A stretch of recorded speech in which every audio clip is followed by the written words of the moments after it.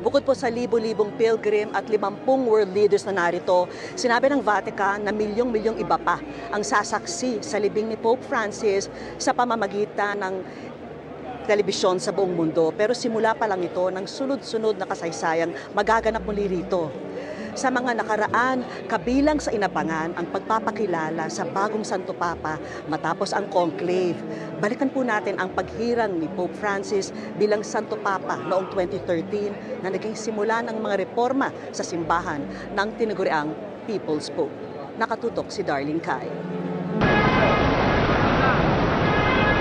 Ika-13 ng Marso taong 2013, kasunod ng pagbaba sa pwesto ni Pope Benedict XVI, inabangan ng buong mundo ang bagong mahahalal na pinuno ng simbahan ng mahigit 1 bilyong Katoliko.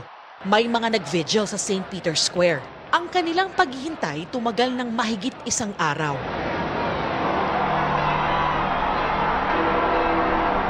Nang muling lumabas ang puting usok sa chimenea ng makasaysayang Sistine Chapel, bumuhos ang emosyon at pagbubunyi.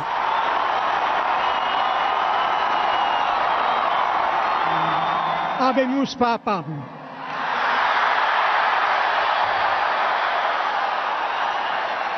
Nakilala ng buong mundo ang hinirang na ika-266 na Santo Papa, si Jorge Mario Bergoglio o ang minahal nating si Pope Francis. Fratelli e sorelle,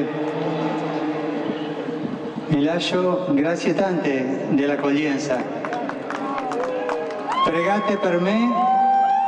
Si Pope Francis, bagamat itinuring na papabila noon o matunog na kardinal na posibleng maging Santo Papa, wala sa mga nangunguna sa listahan ng media outlets. Ang pagkakahalal sa kanya, naglatag ng maraming una sa kasaysayan.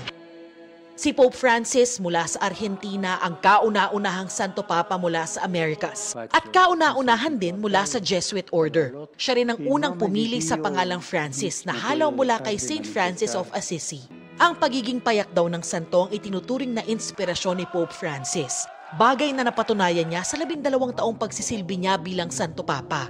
Pero higit sa pagiging payak, ang pagiging mapagkumbaba at progresibo ni Pope Francis ang naging tatak para ituring siyang the People's Pope.